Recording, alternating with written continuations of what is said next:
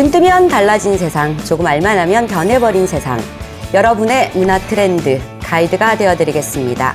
안녕하세요. 문화야 놀자 고민정입니다.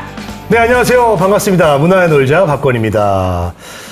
여름이 되니까요. 네. 뭐 덥고 뭐 땀도 많이 흘려서 좀 싫은 것도 있지만 또 여름에 관련된 축제가 많다 보니까 설레기도 합니다.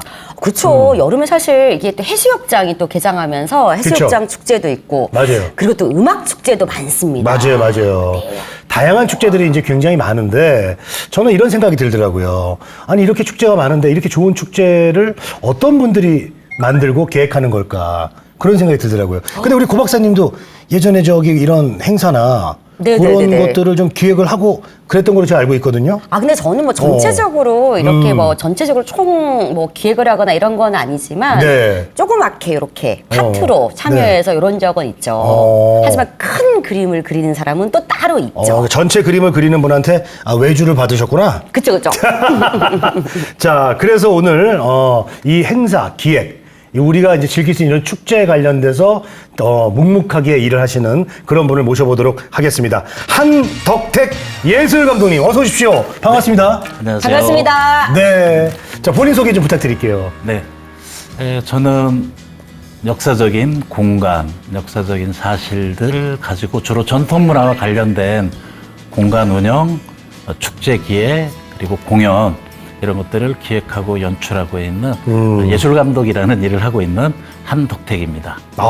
우리가 우리 감독님 덕택에 많은 그 축제와 문화예술들을 우리가 만끽할 수 있는 겁니다. 많은 분들이 아마 오늘 이 방송을 딱 보고 나면 절대로 예술 감독님의 성함을, 존함을 잊을 수가 잊지 없겠어요. 않을 것 같아요. 네. 저분 덕택에 우리가 이렇게 재밌게 사는구나. 네. 그럴 수 더 있거든요. 나가면 한턱 내라고.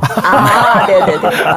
근데 그 감독님께서 예술 감독이라고 하는 이 그 직책이 있긴 한데, 제가 또 알고 있기에는 또 감독님께서 전통 문화 이쪽으로 또 워낙 일가견이 있다고 들었는데, 언제부터 또 전통 문화에 대해서 이렇게 관심을 또 가지게 됐는지 이것도 우리 궁금하지 않아요? 그러니까요. 네.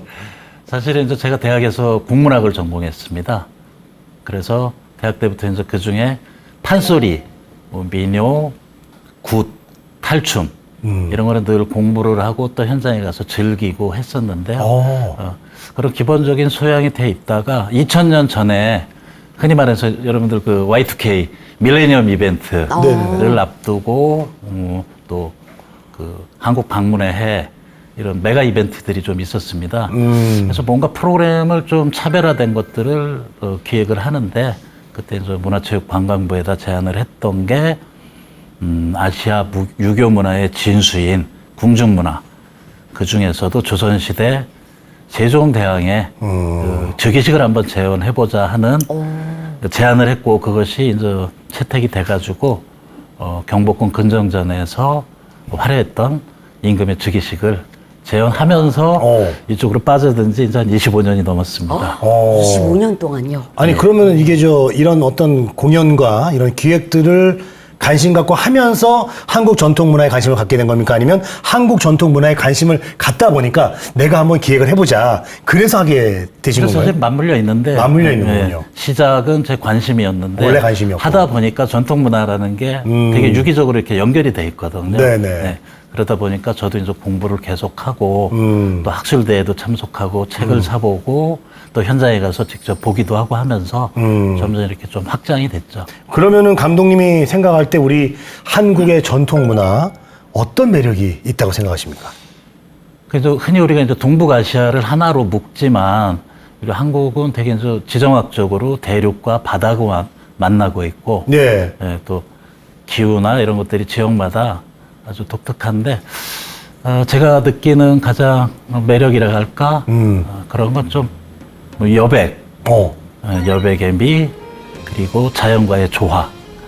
그래서 저희는 사계절과 항상 적응하면서 살아왔지 않습니까? 그래서 자연 친화적이고 인공적인 요소들을 많이 배제합니다. 자연과 함께하는 그런 게 우리 문화의 특징이고, 또 내재적인 정서로는 여러분들 아시는 초코파이 광고에 나오는 그 정이라는 거. 정, 멋, 이런 건데요. 한국을 찾았던 그 외국인들한테 이렇게 설문조사를 해보면은 한국인들은 너무 친절하다. 뭔가 이렇게 다시 찾고 싶은 그런 정을 느끼고 간답니다. 네. 감독님께서 한 전통 문화에 관심을 또 많이 가지시고 일도 많이 하셨다고 하는데 사실 25년이면 보통 일을 많이 하신 게 아니거든요. 그래서 구체적으로 어떤 일들을 또 많이 하셨는지 또 이런 얘기를 또 해주시면 또 우리가 전통 문화에 대한 이해가 또 훨씬 더 쉽게 받아들이지 않을까. 맞아요. 그래서 저는 나름 또 운이 있었던 것 같은데요. 참 고맙게도 아까 말씀드렸듯이 경복궁이라는 대한민국에서 제일 관광객들이 많이 찾는 궁궐이죠. 코로나 이전에는 1년에 한 700만 명, 800만 명 정도 왔는데 어쨌든 고궁이라는 공간에서 조선시대 궁중문화를 좀 다 깊이 있게 체험할 수 있는 프로그램을 몇 년 동안 또 운영했고 그것이 단초가 돼서 한 10년 동안 궁중문화 재현 행사가 꽤 많아졌습니다. 지금은 그게 이제 축제로까지 발전해서 궁중문화 축전이라고 봄, 가을 5대 궁에서 하고 있는데 네. 그 이제 시작 즈음에 제가 이제 함께 참여했다는 또 기억이 있고요. 그리고 서울을 대표하는 전통문화 체험 공간인 운현궁, 네. 남산골 한옥마을에 네. 9년, 6년에서 15년을 또 근무했습니다. 그러다 보니까 사실 이렇게 단순 계약직으로 잠깐 있다 나가게 되면은 뭔가 콘텐츠를 지속적으로 발전시키기가 쉽지 않은데 한 곳에 오래 있다 보니까 나름대로 그 내재된 가치들 그리고 그것을 어떻게 관광객들 시민들한테 구현할 수 있을까를 피드백을 받으면서 진행해왔던 게 개인적으로 참 감사한 일이고 그렇기 때문에 또 한 가지 일을 계속 집중할 수 있었고 네. 집중을 하다 보니까 또 전문성도 생긴 게 아닌가 생각합니다. 네. 우리나라에 사실 이제 아까 그 궁을 말씀하셨잖아요. 경복궁. 그리고 운영궁. 뭐 덕수궁도 예, 있고. 예. 근데 자, 궁에 대해서 사실 경복궁하고 운영궁하고 또 차이가 또 있어요. 예. 그 뭐 어떤 왕이 살았냐 따라 다른 거 아닌가요? 근데 그런 사실은, 얘기를 또 요참에 네, 또 궁 얘기 예. 뭐 좀 나온 김에 해드리면 조선이 개국하면서 처음 생겼던 궁은 경복궁이죠. 경복궁. 예, 이걸 이제 정궁, 법궁이라고 해서 제일 중요한 궁궐인데 어떤 이제 특정한 좀 사정이 생기면 궁궐을 좀 이렇게 옮겨서 쓰실 수 있는 보조적인 궁, 이궁이라고 해서 또 생깁니다. 그게 이제 창덕궁, 창경궁. 네. 그러다가 이제 조선 왕조가 개국하고 200년 될 때쯤 임진왜란이 터지게 되죠. 그렇죠. 임진왜란이 터지면서 그 외구가 들어와서 이 사대문 안의 궁궐들을 다 이렇게 훼손합니다. 파괴하고. 그래서 이제 피난을 갔다 오신 임금님이 보니까 궁궐이 지금 쓸 수가 없는 상태라 그래서 그 당시 왕가의 이제 일족이 쓰던 큰 저택을 임시로 궁궐을 쓰는데 그게 오늘날의 덕수궁입니다. 네, 그렇죠. 예, 그 당시에는 경웅궁이라고 했고요. 그리고 그래서 창덕궁이 좀 보수가 되자 경웅궁에 계시던 임금님이 다시 궁궐로 가셨는데 광해군 때 경희궁이라고 궁궐을 또 새로 짓습니다. 예. 그리고 그래서 이제 궁궐이 좀 서울 시내 여러 개가 있죠. 흔히들 뭐 우리나라 궁궐은 중국 자금성과 비교하면 규모가 작다 이렇게 생각하는데 5대 궁을 합치면은 사실 자금성보다 더 크고요. 우리는 한 궁궐에 있는 게 아니라 이제 궁궐을 여러 개를 두고 그때 건강 때문에 또 나라에 무슨 일이 있거나 하면은 좀 궁을 이렇게 옮겨가면서 썼습니다. 그래갖고 이제 그 5개 궁궐이 있고요. 또 중요한 궁 중에 이제 그 종묘, 사직이 있고. 네. 이제 운영궁 같은 경우는 임금이 직접 머무시던 궁은 아닌데 임금의 생부가 네. 머무시던 궁이고 임금님이 태어난 곳이기 때문에 예, 그 격을 일반 사가, 일반 사대부가와 같이 할 수는 없으니까 궁으로 승격을 했죠. 네. 그리고 또 창덕궁과 같이 있었고 조선 말에 가장 중요한 또 역사적 현장이 있고 해서 네. 근데 이게 이제 서울시에서 매입을 해서 지금 잘 보존을 하고 있고 또 다양한 프로그램을 진행하고 있습니다. 네. 그리고 한옥마을이 남산골 한옥마을 아까 말씀하셨잖아요. 사실 한옥마을 가보셨어요? 가봤죠? 근데 이 한옥마을을 서울 시민들도 아직 모르시는 분들도 꽤 계시더라고요. 조금 이제 한 50대 이상, 60대 이상들은 거기가 수도방위 사령부였습니다. 지금 남태령에 있는 네. 수도방위 사령부가 있다가 올림픽 즈음에 이제 시내에 있던 부대들을 좀 외곽으로 이렇게 이전합니다. 외국인들이 왔을 때 가뜩이나 그때 김일성이 생존했을 때고 남북이 대치 관계이기 때문에 한국에 대한 이미지가 되게 안보가 불안한 나라. 뭐 북한이 언제 쳐들어올지 모른다. 이런 인식들이 있어서 가급적이면 서울 시내에 있는 부대들을 좀 외곽으로 옮기면서 수도방위 사령부가 이제 남태령으로 이사를 가게 됐죠. 네. 그리고 그 자리가 한 10,000평이 넘는 땅이 생겼는데 부대가 이전했으니까 막사 자리가 휑하지 않지 않습니까? 그렇죠. 네네. 남산 자락의 옛 모습을 가꾸자 해가지고 조경을 하면서 전통 정원을 우선 만들고 그 시점에 서울 시내 소재했던 한옥들이 좀 오래돼 갖고 네. 부수거나 없어지게 되니까 그 한옥들 5채를 옮겨서 새로 옮겨지면서 네. 인위적으로 이제 만든 마을이 한옥 마을인 거죠. 그러니까 그래요? 북촌이나 뭐 태촌? 저쪽 그 경주나 또 뭐 전주? 전주의 한옥마을처럼 그렇게 사람이 만들었군요. 살았던 마을은 아닌데 아니고. 좀 나름 가치가 있는 한옥들을 옮겨서 한국 문화를 체험할 수 있는 공간으로 만든 게 한옥마을입니다. 네. 예. 자, 궁 이야기 그리고 한옥마을의 유래까지 좀 이야기를 들어봤습니다. 자, 근데 한 블로그 그래서 보니까 우리 한덕택 감독님을 두고 예술가들에게 느티나무 같은 존재. 이런 글이 있습니다. 저도 봤어요. 이거 굉장히 극찬인데요. 아주 기분 좋으시겠어요. 기분도 좋고 되게 감사하면서도 예. 또 책임감을 느끼는 그런 닉네임인데요. 사실은 제가 이제 네이버에서 지식인 활동하고 블로그 활동할 때 썼던 한글 닉네임입니다. 영어보다는 좀 한글로 해보자 했는데 네. 저희 어렸을 때 시골에 가면은 마을 어귀에 큰 느티나무가 한 그루씩 있었죠. 예, 있죠. 비가 오면 비바람도 막아주고 또 시원한 그늘에 또 모여가지고 옥수수도 먹고 감자도 먹고 수박도 먹는 네. 사랑방 같은 역할도 하고 또 전통 문화로 봤을 때는 이게 남사당이나 탈춤패들이 오면 그 아래가 공연장이 되기도 했거든요. 그래서 어떤 소통의 공간이기도 했고 그래서 제가 지향하는 삶을 좀 상징적으로 느티나무라고 닉네임을 쓰기 시작했고 그렇게 살려고 노력을 하다 보니까 또 예쁘게 봐주셔서 네. 그런 또 평가를 해주시는데 앞으로도 변함없이 좀 비바람 막아주는 네. 그런 느티나무 좋은 선배, 어. 좋은 어른이 됐고 싶습니다. 이야. 느티나무가 첫 번째는 변함 없어야 되고 그리고 든든해야 되고 그리고 일단 품도 넓어야 돼요. 네. 많이 품어야 되거든요. 맞아요. 그리고 공연도 하고 거기서 예전에는 참 많은 것을 했네요. 네. 느티나무라는 게 어떤 상징적인 게 있어요. 생각해보니 정말 그 마을 입구 어기에 가면 항상 이렇게 느티나무가 네. 있었던 기억이 있네요. 그리고 거기 어른들이 항상 쉬고 계셨던 기억도 네. 있고 뭐 장기도 드시고 맞아, 맞아. 네. 여름철에는 막걸리. 예, 옥수수도 먹고 수박도 수박. 먹고 네. 막걸리 한잔 드시고. 네네. 길 지나가다가 항상 거기 앉았다가 앉아 계시고. 앉았다가 인사하고 가고 한마디 하고 가고 하는 그런 공간이네요. 정겨운 곳이군요. 네.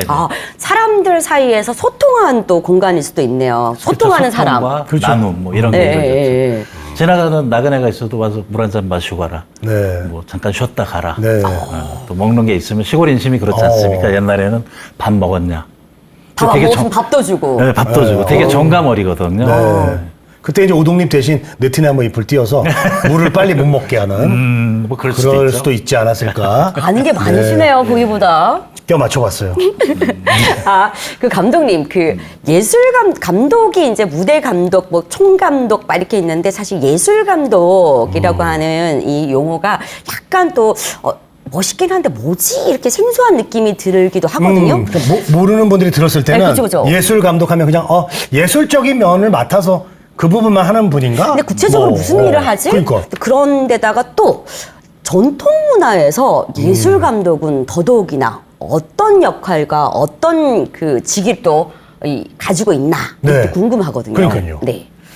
사실 이제 여러분들이 아시는 예술단, 뭐 합창단, 교향악단, 무용단 이런 단체 예술 감독은 성악가, 연주자, 뭐 무용수 이런 분들과 작품을 같이 만드는 역할을 하는 거죠. 그러면 총감독이 있고 예술 감독이 또 따로 있고 이런 건가요? 뭐 예술 감독이 총감독 역할을 할 수도 있고 그럴 때도 있죠. 네. 아, 그래서 그럼- 그 밑에 또 필요에 따라 안무자, 음악 감독, 무대 감독 하는데 이제 저 같은 경우는 어떤 예술인들과 일을 하지만 그런 단체 예술 감독이라기보다는 총감독의 역할을 하는 거죠.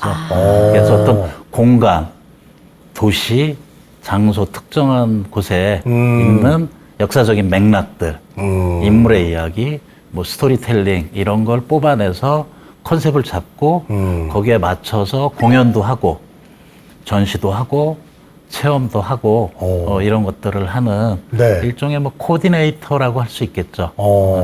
그러니까 뭐 이제 한쪽으로 국한된 게 아니라 우리 한덕대 감독님은 전체적으로 예술은 물론이고 그 기획을 할 때 당시에 모든 걸 다 총지휘를 하는 역할을 좀 많이 하셨다는 거네요. 네. 그러니까 기획자이면서 기획자이면서 말씀하신 코디네이터이면서 그리고 또 한편으로는 또 전체를 또 엮어주는 이런 연결고리 역할도 하고 네네. 그 분야 파트에 또 지휘도 하시고 지휘자 역할도 그러니까요. 하시고. 예, 좋습니다.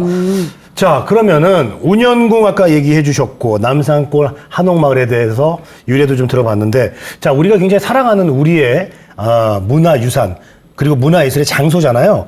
자, 여기서 이제 예술감독, 총감독을 역임하면서 했던 프로그램들이 또 굉장히 궁금한데요. 네. 네. 코로나 때문에 요즘 좀 몇 년 동안 주춤했는데요. 운영궁은 북촌 인사동하고 가깝기 때문에 의외로 많은 분들이 찾아주십니다. 네. 네. 대표적으로는 아까 말씀드린 것처럼 흥선대원군이 살았던 공간이고 네. 또 그곳에서 태어난 둘째 아드님이 고종 임금이 되셨고 해서 저희가 고종과 명성왕후가 혼례를 올렸던 장소가 바로 운영궁입니다. 그래서 지금은 1년에 한 번밖에 안 하는데 봄, 가을로 그 화려한 궁중의 결혼식, 국혼을 재현하는 프로그램도 했고요. 또 왕실 문화, 또 그리고 조선의 4대 부가의 문화를 체험할 수 있는 프로그램들 중심으로 좀 진행을 했습니다.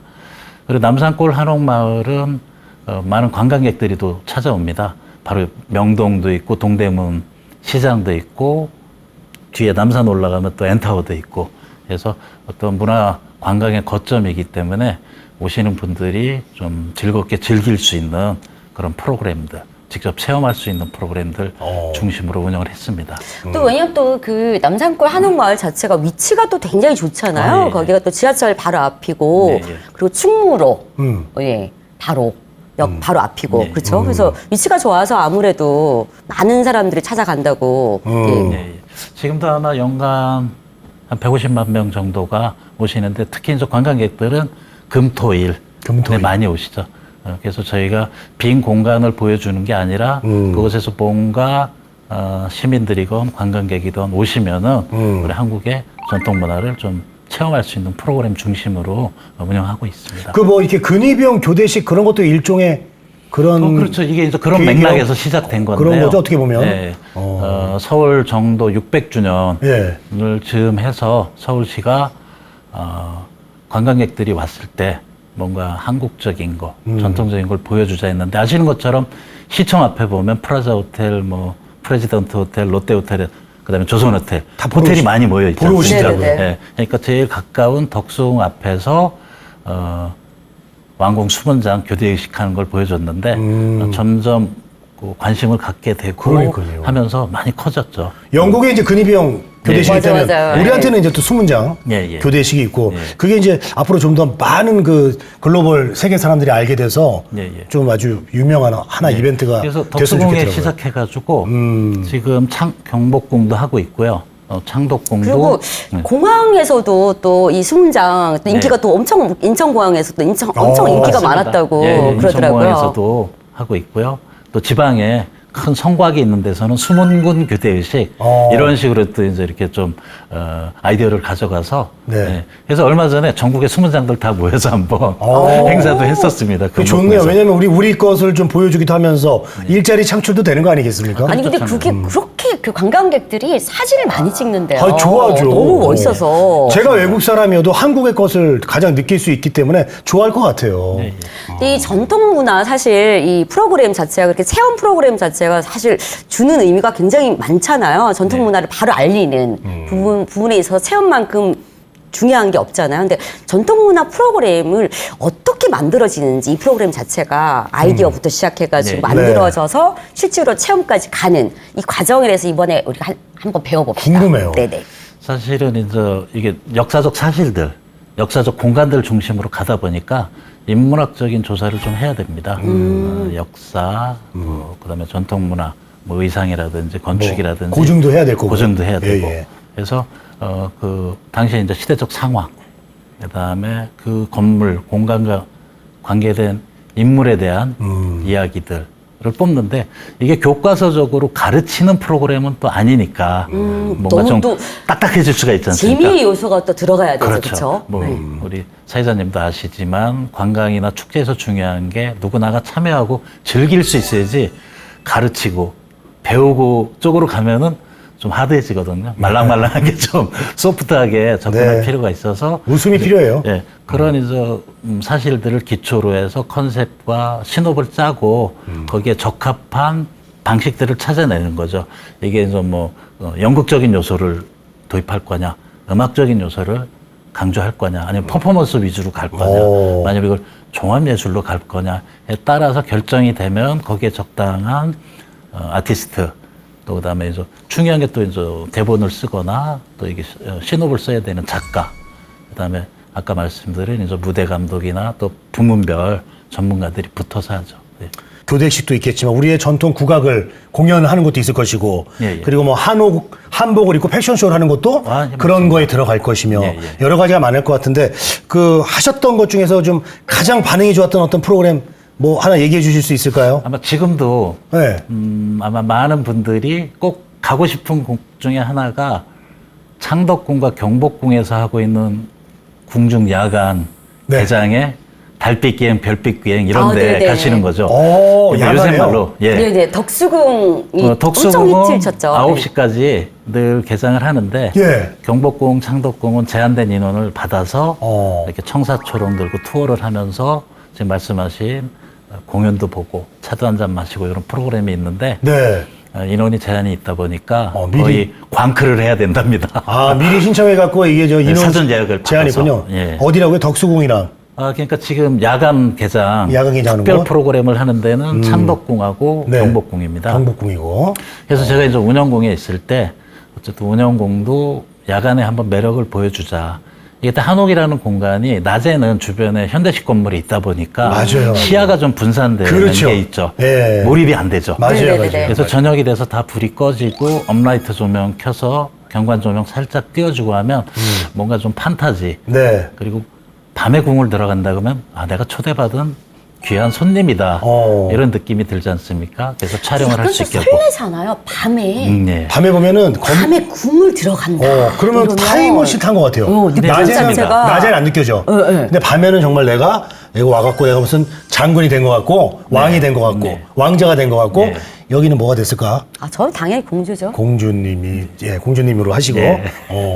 그런 느낌이 있겠어요. 예, 해서 여름철에 3년 동안 그 야간 개장을 해서 사진도 찍을 수 있게 해주시고 또 공연도 같이 보는데 또 그 공연 중에 하나가 바로 운영궁을 사셨던 흥선대원군의 이야기, 네. 고종의 이야기를 이끌어냈습니다.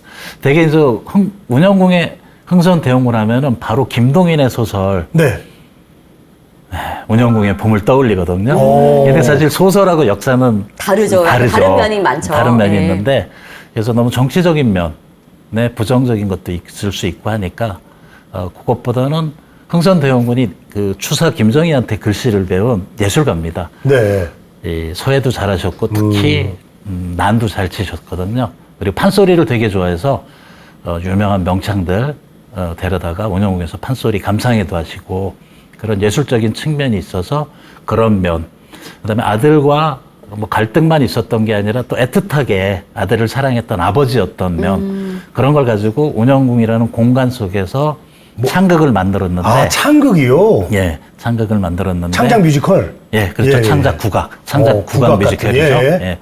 했는데 3년 동안 아주 할 때마다 예. 만석이었고요. 와. 또 무엇보다도 좀 보람을 느끼는 거는 이걸 좀 기성의 배우들이나 소리꾼보다는 젊은 친구들이랑 한번 해보자 해가지고 그 당시에 대학에 재학하는 학생들 그리고 20대 위주로 해서 3년 동안 같은 팀이 움직였습니다. 그러다 보니까 작품을 통해서 그 친구들이 성장하는 모습도 봤고 또 10년이 지나니까 그 친구들이 이미 나가서 나름 국악계에서는 네. 그 또래에서는 인정받는 그리고 앞날이 촉망받는다 이런 평가를 받고 있으니까 되게 보람을 느낍니다. 어떤 그 일자리도 일자리지만은 그 친구들의 또 미래를 또 열어주신. 그렇게 또 인재를 또 만드셨네요. 키우셨네요. 그렇게 됐네요. 작은 역할을 해서 되게 네. 보람을 느낍니다. 좋은 컨텐츠인데 사실 안타까운 이런 사실 결과물 잘 안 풀렸던 이런 것들도 분명히 있었을 거란 말이죠. 다 잘 되진 않았겠죠. 그렇죠. 네. 근데 컨텐츠의 문제보다도요. 사실은 이 일을 같이 하는 파트너들의 이해를 구하는 문제인데, 그래서 예를 들면 저희는 전통적인 거니까 가급적이면은 원형을 중심으로 왜곡되거나 훼손하는 것보다는 좀 확장하는 쪽으로 가는 건데 네. 너무 지나치게 이제 대중적이거나 뭐 이런 거 궁중문화나 전통문화 행사인데 사람을 모으기 위해서 홍보를 위해서 뭐 트로트 가수를 좀 불렀으면 한다든지 그런 게 되게 연출자로서 감독으로서 좀 갈등을 갖게 합니다. 힘든 점은. 네네네. 그리고 또 뭐냐면 사실 저희가 코로나 3년 겪었지 않습니까? 근데 사실 지난 10여 년을 이렇게 보면은 위기가 없었던 때가 없습니다. 정치적으로 사드, 혐한, 뭐, 그 다음에 지금 일본 그 폐기물 뭐 문제라든지 네. 했죠. 그 다음에 지정학적 문제들. 네. 그 다음에 코로나, 사스, 메르스, 지역마다 AI, 돼지열병. 네. 이런 그다음에 갑자기 태풍이 분다든지 이런 축제에서 이제 그 흔히 말하는 위기 관리. 늘 변수 있죠. 예, 변수가 있기 때문에 했는데 사실 지난 3년 코로나라는 변수가 가장 우리가 겪어보지 못했죠. 그렇죠. 예, 보통은 이제 짧게 국지적으로 그런 변수들이 있었는데 전 세계적 변수가 3년 동안 진행이 되다 보니까 국민들도 축제나 공연을 못 봐서 스트레스가 심하고 맞아요. 무엇보다도 그 일을 해야 되는 예술가들의 생계 문제 그다음에 무대에 서야 되는 사람들이 무대에 서지 못하고 관객들을 못 만나는 그런 시점 속에서 정말 기획하고 준비하고 취소하고 연기하는 일을 3년 동안 하다 보니까 네. 많이들 힘드셨죠. 그래서 이제 뭐 저희는 대응 방안으로 온라인 콘텐츠, 비대면 콘텐츠를 만들었지만 뭐 이렇게 대면해서 느껴야 되는 예술의 특징이 있지 않습니까? 네. 호흡하고 땀 흘리고 하는 그 숨결 하나, 눈짓 하나를 보는 한계가 있어요. 네, 그런 예술적인 교감이 안 이루어졌는데 다시 저희가 일상으로 돌아와서 대면할 수 있다는 게 정말 소중하고 네. 감사한 일이라는 걸 새삼 느낍니다. 어떻게 요즘은 좀 이렇게 공연 예술 쪽이 예, 경기가 좀 많이 살아난다는 걸 체감하고 많이 계십니까? 살아나고 있습니다. 다시 이제 뭐 콜이 오고. 예. 예. 지난 3년 동안 이제 타이에 의해서 공연을 못 하셨던 분들이 열심히 또 보이지 않는 곳에서 열심히 연습하고 네. 준비하고 해서 많은 좋은 공연들이 있어가지고 그럼 감독님 거도 혹시 지금 중단됐다가 네. 다시 재개한 거 뭐 어떤 게 있을까요?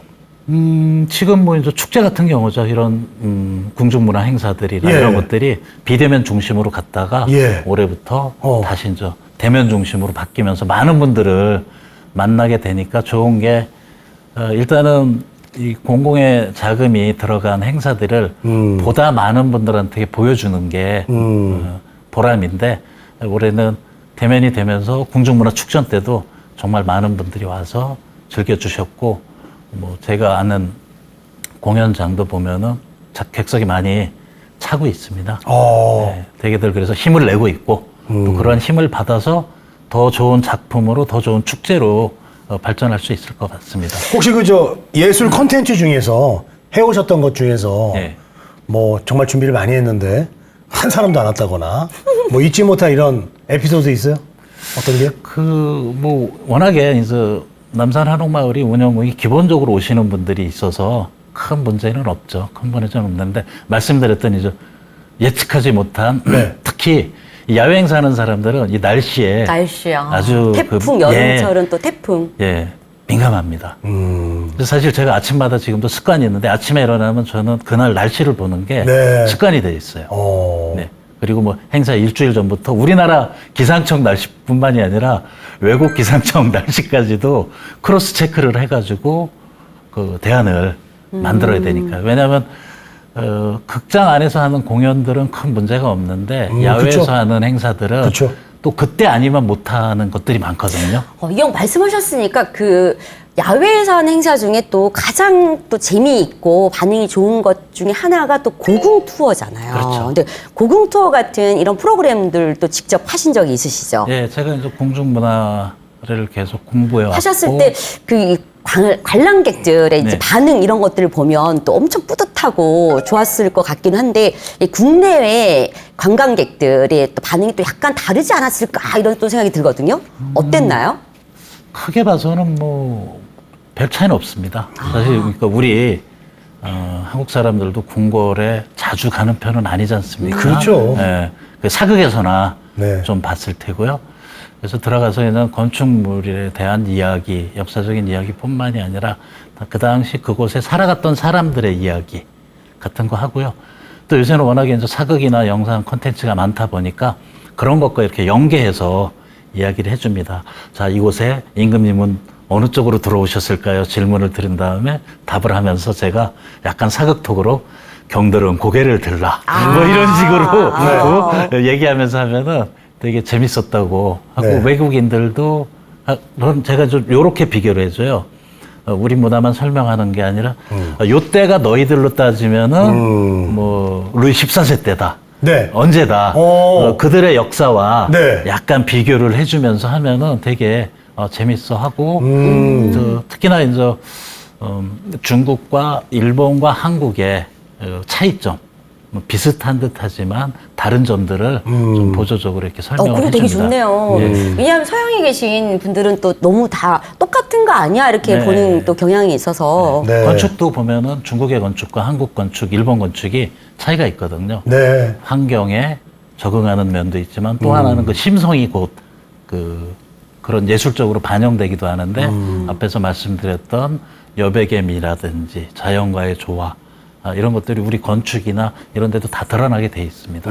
좋습니다. 그러니까 뭐 이렇게 비유해가지고 설명해 주면은 외국인들이 금방 또 이해되고 예를 들면 뭐 이수진 장군을 설명할 때 야 니네 나라의 뭐 넬슨 제독 같은 예, 예, 사람이다. 맞습니다. 그러면 또 그러냐고 예, 또 금방 이해할 것 같습니다. 자 전통 문화에 관심 있는 분들한테 우리 한덕택 감독님이 조금 추천해주고 싶은 곳이 있다면 어떤 곳이 있을까요? 그래서 뭐 특정한 장소가 있을 수 있고요. 음. 특정한 주제에 따라서 한번 네. 그 주제를 따라 방문을 해보시거나 여행을 해보셔도 좋을 것 같은데 우선 장소로 꼽자면은 네. 제가 동안동 서전주라고 합니다. 동안동, 서전주. 서전주, 동쪽에는 안동을 가보시고 안동. 서쪽에서는 전주를 가보시라고 전주 가봐라. 네, 하는데 왜 그러냐면 안동에는 정말 스스로가 안동이 한국 정신문화의 수도라고 하죠. 퇴계 이황 선생님 이후에 많은 영남의 학자들을 배출했기 때문에도 그런데 문화유산을 뭐 이렇게 평가를 한다는 거는 조금 어폐가 있겠지만 그래도 그 중에 우리가 꼭 기억해야 되고 보존해야 되는 문화유산 중에 유네스코 세계유산이라는 거 있습니다. 그렇죠, 있죠. 유네스코에서 인정한 아주 탁월하면서도 이건 전 세계적으로 보편적 가치가 있다. 이렇게 인정을 하는 세계유산이 있기 때문에 안동이 그 세계유산이 정말 많습니다. 그럼 말씀하신 김에 사실 이 유네스코 문화유산이라고 하는 게 쉽게 그렇게 볼 수 있다는 것 자체는 엄청난 예. 즐거움이고 행복이잖아요. 근데 우리 주변에 사실 일반인들이 좀 쉽게 접근할 수 있는 그런 재미있는 프로그램이나 이런 것들이 있을까요? 유네스코 세계유산 중심으로 해서 지금 문화재청에서 하는 세계유산 축전이라고 있습니다. 네네네. 그래서 지금 아마 촬영을 하고 있는 오늘 이 시점에 대백제 문화재, 백제 문화재 야행이라고 백제의 수도였던 공주, 부여, 익산에서 그 백제의 그 화려했던 문화를 가지고 지금 문화재 야행을 하고 있고요. 그리고 또 유네스코 세계유산에 조선 왕릉이 들어가 있지 않습니까? 그래서 가을이 되면 조선 왕릉에서 뭐 윤건릉이라든지 동구릉이라든지 서울릉, 서산릉에서 또 왕릉과 관련된 다양한 공연 또 축제가 진행되고 있습니다. 말씀드렸던 그 안동만 해도 도산서원, 병상서원이 세계 유산으로 등재됐고 네. 또 봉정사가 산사로에서 등재가 돼 있고 네네네. 하회마을이 전통 마을로 등재가 돼 있고 하회마을이. 네. 그래서 유네스코 세계유산이 4개 있고요. 이야. 유네스코 인류무형유산으로 하회마을에 하회 별신꽃, 탈춤이 또 등재돼 있고 네. 예, 이렇게 많은 것들이 있기 때문에 안동에 가시면은 우리 전통 문화 중에도 세계 내놔도 자랑스러운 세계 유산 그리고 인류 무형 문화 유산을 즐기실 수 있죠. 도시로 치자면 일단 안동을 먼저 가보는 게 네, 이게 제가 제일 외국인들이 좀 이렇게 자문을 하면은 안동을 제일 우선순위로 꼽아주고 조금 더 젊고 생활문화 쪽으로 좀 찾으시면 제가 전주를 추천합니다. 전주는 한옥마을도 있고 한식도 있고 그쵸. 한지도 있고 네. 또 한국음악도 있고 무엇보다도 유네스코 음식 창의 도시라 맛난 음식이 있습니다. 알겠습니다. 예. 동안동 서전주. 예. 예, 그거 좀 외울게요. 동안동 서전주. 예. 네. 자, 뭐 여러 가지 뭐 재즈 페스티벌도 있고 뭐 요즘 또 젊은이들이 좋아하는 뭐 힙합 축제 뭐 여러 가지 축제가 많은데 우리 한덕택 감독님은 이렇게 전통을 좀 중요시하고 전통을 계속해서 하시려는 이유가 어떤 게 있을까요? 전통이라는 게 네. 사실 이제 일반적으로들 우리 문화, 우리 전통 중에 소중하고 가치가 있으니까 우리가 지켜야 돼. 이렇게들 많이 생각하시지 않습니까? 네. 예.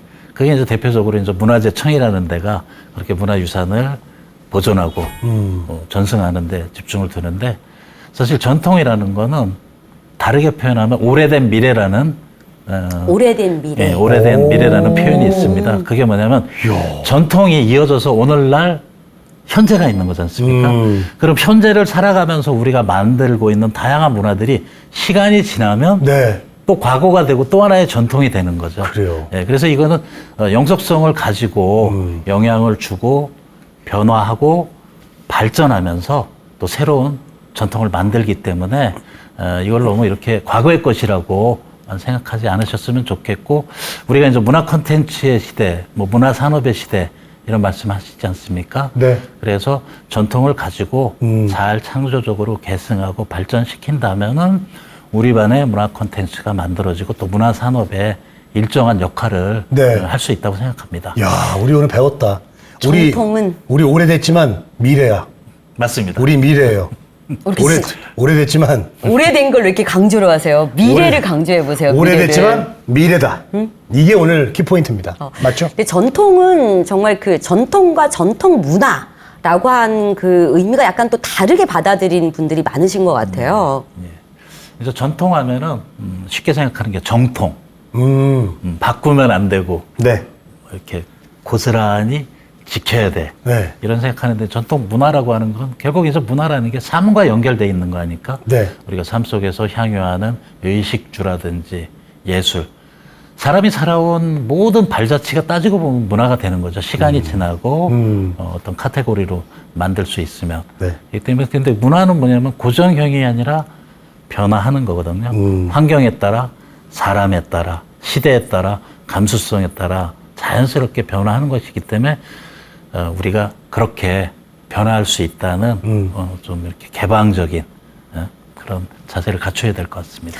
그럼 감독님, 요즘 그러면 이제 감독님께서 이 전통 문화와 관련해서 지금 이제 당장 가까운 미래, 현재 가까운 미래뿐만 아니라 이제 먼 미래까지 포함해서 가지고 있는 계획이라든지 하시고 싶은 뭐 이런 의지까지 담아서 그런 말씀을 좀 해주시면 좋을 것 같아요. 뭐 지금 제가 하는 일은 이제 연장선상에서 계속 활동을 하는 거죠. 지금 뭐 문화재청에서도 또 각 지자체들이 이제 전통을 바라보는 시각이 많이 좀 네. 깨었고 되게 이제 이렇게 좀 적극적으로 활용을 하고 있는데요.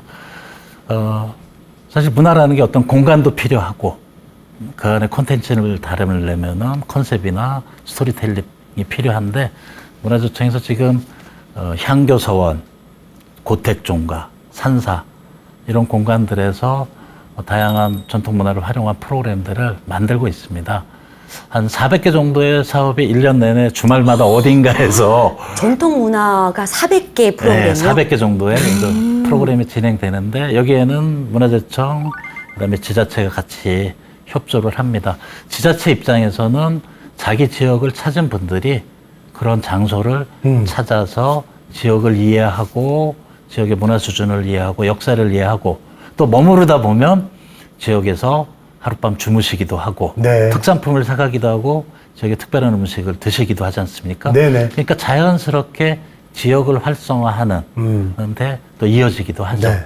그래서 이런 것들을 제가 지속적으로 지역을 다니면서 모니터링하고 또 컨설팅도 해주고 네. 하면서 좀 지속성을 가지고 발전할 수 있는 방안을 모색하는 일을 계속 할 거고요. 네. 언젠가는 이제 이걸 좀 정리를 해가지고 책으로 또 기록을 하고 다음 사람들에게 또 후배들에게 네. 또 넘겨줘야 되지 않을까 하는 책임감도 느낍니다. 알겠습니다.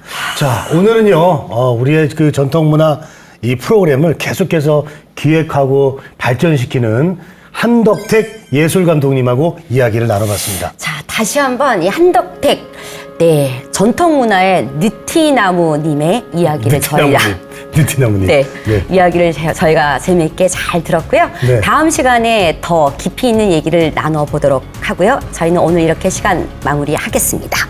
문화야 놀자!